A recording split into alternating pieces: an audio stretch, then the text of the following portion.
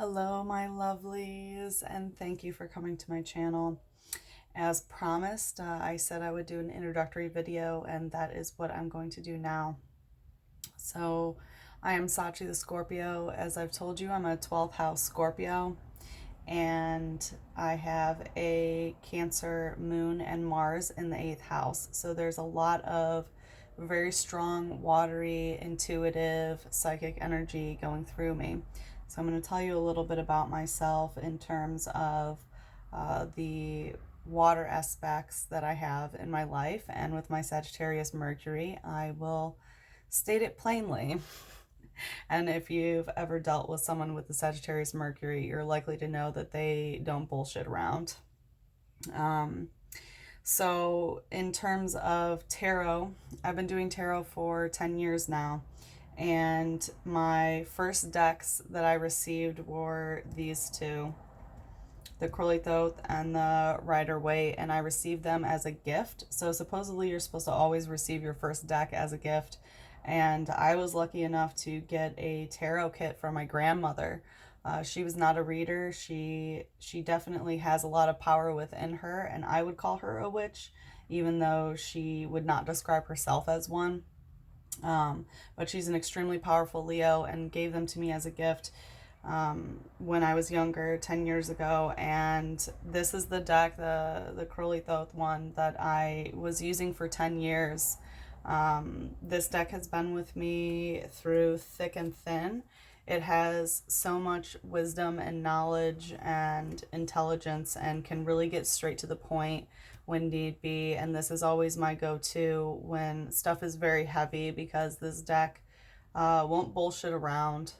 And we have a very great relationship, considering that we've been together for 10 years. And this deck is extremely special to me because it started with my tarot journey, and I don't think I'm ever going to stop using it because of this. Unless it tells me that it needs a rest, which thankfully to this day it has not. My Rider Waite deck also was with me during this time, but I never used it because I believed that, because it's the original tarot, that it was too archaic, I apologize, deck, to use, and really didn't fit my vibe. And recently I started using it and realized that the knowledge that it had within, because it was internalizing all the energy that I had, even though it wasn't putting any of that energy outward back towards me. It's extremely wise and is less jaded, I want to say. So it still gets to the point, but it's definitely has a lighter energy, which is why in my readings I use this to clarify the light, and why I use this to clarify the shadow. My Manara deck I've been using for about 3 years. It's the Erotic Tarot. And my Love Oracle I've been using for about 6 months, I want to say. I got it almost a year ago, but I waited a while to bond with my deck. So that's another ritual that I do to make sure that I have a good relationship with a deck, is that I carry it with me everywhere I go, and I sleep with it in my bed to make sure that it really picks up my energy and that we have a good relationship. So for a long time, I only did tarot for myself and a couple of friends. And then I started opening up my tarot journey about 5 years ago to more people. I would mention to people that I meet that I do tarot, and they would ask me for readings, and always got extremely positive feedback. I started doing tarot via Instagram and got very good feedback there as well. And most of it was just, between 1, 5, maybe 6 cards, depending on what clarification that I needed. And I finally decided that it is time to bring it to YouTube. And I've been doing it professionally and getting paid for my gifts for about 6, 7 months now, around the time that I started using my Love Oracle deck. So before that, I was only doing it for free, and it was really draining my energy, because if I only give and if I don't receive, it can be very detrimental to my being. And this YouTube channel is all about giving, of course. And I'm hoping to receive feedback from you guys, and thumbs up, thumbs down, comments, messages, and let me know. I'm fully aware that I'm not going to be the reader for everyone. So if you don't resonate, that's completely okay. And I hope that you find a reader that is yours. And I know that through my own tarot journey with YouTubers, because I have two people that I watch consistently on a monthly basis, because their readings just resonate, to a T with what I'm going through. So it took a while to find them, but it's worth it when you do find them. And booking private readings with them is also amazing because they are extremely spot on. I do offer that service. I don't push that whatsoever. But know that private readings are available if you want them. So I decided to start with my tarot YouTube channel because of the Scorpio full moon. I'd been considering it for quite a while, but the Scorpio full moon really pushed me into it, and I wanted to go full force with, without an intro video or anything like that. So here we are. So that is part of my tarot journey, and I'll tell you a little bit more about myself, about astrology. So I've also been doing astrology for a very long time. I want to say since I was like 8 or 9. When I was in 3rd grade, me and my girlfriends would cut out our horoscopes, which I know horoscopes are not astrology for the most part. Luckily, the horoscopes in our area seemed to prove true for whatever reason. They were, of course, very general, that it could be applied to, maybe could be applied to any situation. But what we started doing was cutting out the horoscopes of everything, and we would go around at recess and ask people how their days were going, and we would write it down in a journal. It was me and my 2 best friends, and a Libra and a Sagittarius, by the way. And we would write it in a journal, and we would take note about what people were going through and the words that were in the horoscopes. And we started scientifically analyzing what people were saying they were going through versus what was written. And that's kind of how the 3 of us got into astrology. And we've been friends for 20 years now. And that really sparked my interest in it. And I didn't necessarily study astrology until I met my current best friend, my current 2 best friends, who are scientists as well and also master astrologists.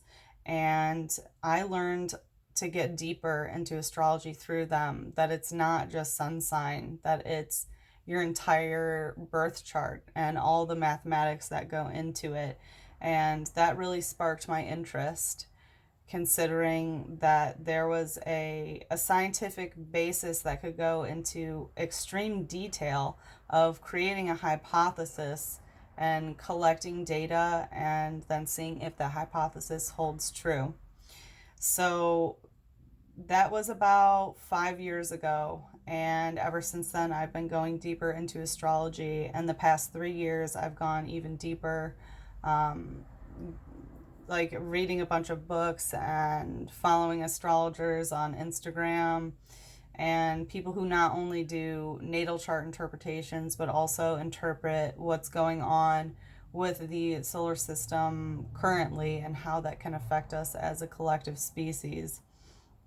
And I'm a big proponent in the butterfly effect, or at least some, superstring theory generalization of, every atom's movement contributes to other atoms' reactions. In that way, on an atomic level, we are all one. And that helps me understand the basis of astrology in general. And if nothing else, I have found astrology to be an extremely useful tool for decoding people's behaviors and figuring out, why they do what they do, And it also helps me navigate my own emotions as well, of why I'm responding to certain situations in some way. And being a big old watery bitch like me, I usually respond very emotionally towards things because that's just who I am. And I've learned to accept it and learn to love it. And I've also learned to love and accept people for who they are, that they are not the same way as me. And astrology has been the number one tool for me to use in order to understand the totality of the human experience. So apart from astrology, some notable things about me: I am a big dream psychic. So I've kept a dream diary since I was 13, at least the ones that I still have. I had dream diaries before that, but unfortunately they were taken. Um, but I record my dreams, and I dream very lucidly and vividly. And I get a lot of information from the dream realm, it is in whether it's prophetic in nature. So I have a lot of precognitive dreams where I will dream about something and then it will happen. Or I will dream about somebody else and what they are going through. And then I reach out to that person and it's exactly what they're going through, and I'm able to help them through that. So the dream world is probably my strongest ability, even though I definitely, divination is my go-to. I like it because I enjoy using objects to help me gain insight, because it also helps me interact with the external world and also not be a sleepy bitch all the time because I, can sleep 16 hours easy, no problem. Even if someone tries to interrupt me, I'm likely to stay asleep. Like, people have physically tried to move me out of my bed and I will stay asleep because I'm really gone. You know, I I get a lot of information from the dream realm, um, through precognition, as I've mentioned, but also through remote viewing. So I've been able to concentrate on a certain person or a certain situation, and I'm able to leave my body and astrally project and go view whatever that situation is.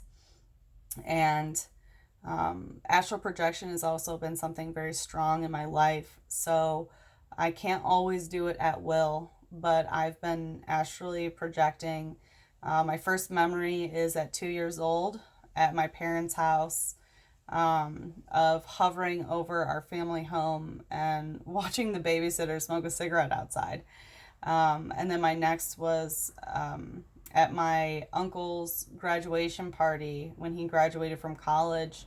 I was 4 years old, and I was awake for both of these, 2 and 4.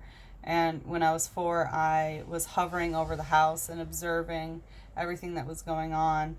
And as I grew older, of course, and was told that magic, quote unquote magic, was not real, I lost sense of those abilities to a certain extent. I didn't astral project a lot until I reached around 16, 17 is when I started doing it more frequently.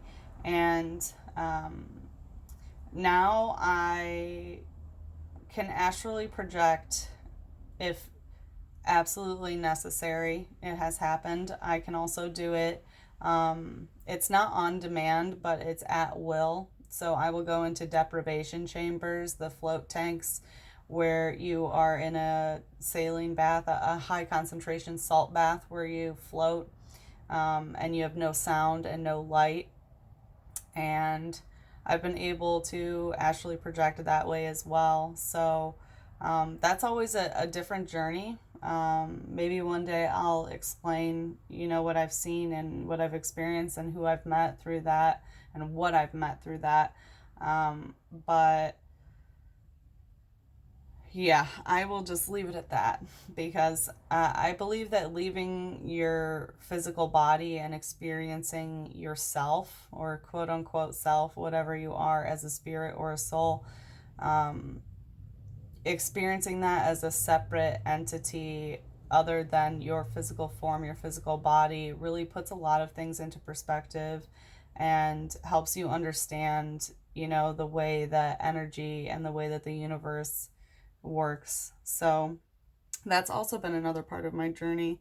And I definitely have clear cognizance where, I was born with just knowing things. And I don't know how to explain it other than that of I have this inherent knowledge and, I don't mean to toot my own horn, but I'm going to this inherent wisdom of the world and the way things work around me and how energy works. And, even as a little girl, saying things and doing things that were beyond my years, my teachers and my parents and adults around me were always extremely surprised by what I had to say of things that there was no way that I could know, because back at that time we didn't have the internet. So, well, we did, it was dial up, right? And I was only on scooby-doo.com, so it's not like I'm looking up, esoteric things. But I've always had this ability to comprehend things that have never been taught to me and know them, and also pick up new skills very quickly, as if it's, riding a bike for the 100th time. When I learn a new concept or trade or craft, it's very easy for me to pick up.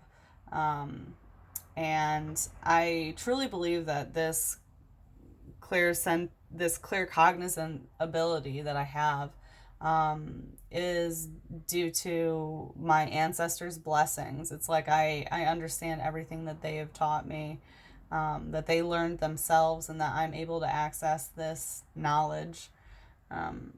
And within the past year or so, I've really gotten into ancestor work and realized that they are still alive and it's in me, it's in my DNA. And that's how I give them praise, is by allowing this knowledge to flow through me freely. And that has really helped my journey, is by praying to my ancestors and giving praise to them, which is ultimately, giving praise to myself. And I also have clear sentience, where I will get messages and physical knowledge from feelings and emotions. And I know it's because I'm a big old watery bitch. All my 12th house Scorpio and Cancer, Moon, and Mars in the 8th house energy. There's a lot of water working through me.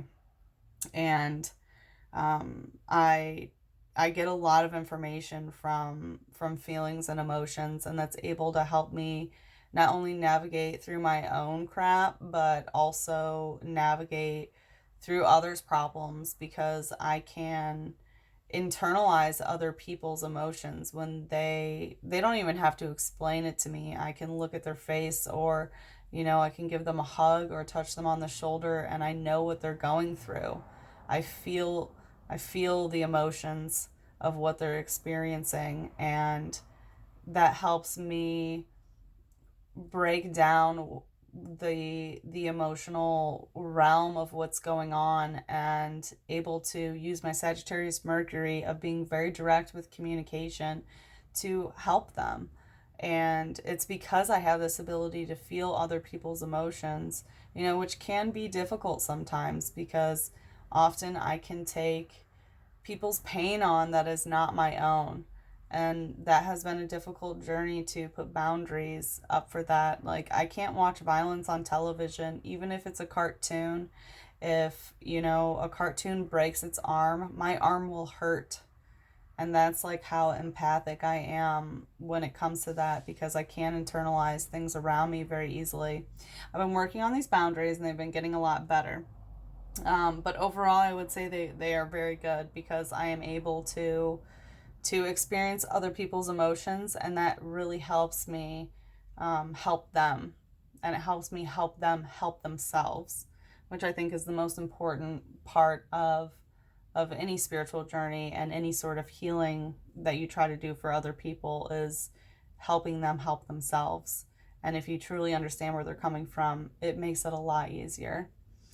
And they respond better as well because you can communicate that you know what they're going through. Um, and also with like people that I'm very close to, I have like telepathic energy. Obviously, I feel like everybody does. This is just like something that everybody knows, but no one really wants to put a word on it. It's like, oh, we're just around each other so often that we just know what we're thinking. Like, yeah, buddy, that's how it works. You know, when you connect deeply with human beings, you can communicate telepathically, and you can find that you can do that with animals as well, dogs and cats especially, but any animal, if you're around them long enough, you can communicate telepathically. And I've been very lucky and fortunate to have very strong relationships in my life with friends and family that I can communicate telepathically. Most notably, my two friends that I've known for 20 years. Obviously, the three of us, you know, have spent so much time together that any look, we can send images to each other, we can send words, we know exactly what we're thinking at any moment. And even when we're not physically together, there is that mind meld. And I feel like once you have that with a certain person, it never goes away. But anyway, so in terms of like the craft that I do, it's mostly energy work. So I use a lot of plant and animal spirits to channel their energy for my will, whatever it is, and it's usually to help other people, or help myself get out of a situation that I don't enjoy, or to bring abundance towards me. But I do a lot of energy work, and I think that's the most powerful way to manifest what you want. So that's what I focus on in terms of craft and physically manifesting. In order to physically manifest, it's good to have physical things to work with, so to speak. So energy work is what I do for myself mostly, and tarot and dream interpretations and remote viewing and precognition is typically what I do for other people. Um, but, you know, and vice versa. I've done plenty of energy work for other people, and I've done plenty of tarot for myself, let me tell you. You know, we all have questions, but I have to put very strict boundaries on myself for the tarot I do for myself, because that can become a huge black hole when you realize that you have a physical object that can respond to you and give you answers to any question that you have. That can go in a downward spiral very quickly to where you're doing tarot for yourself 24/7. I had a small spot in my life that way, and it made me spiritually sick. So now I really am careful about the tarot that I do for myself, because, hey, life's a mystery and I love it that way. So I like using tarot to help other people more so. So anyway, this is the introductory video. I hope that you learned a little bit about me, and thank you for listening to me share about my journey and my abilities, and, you know, a little bit of what I've gone through in my journey. And I'm very excited to go on this tarot adventure with you all, because it has been a long time coming. It certainly has, and I'm so happy to be here, and I hope that you feel the same way. And I really hope that I'm your reader, and if not, I really hope that you find someone who is. Okay? Love you guys. Thank you.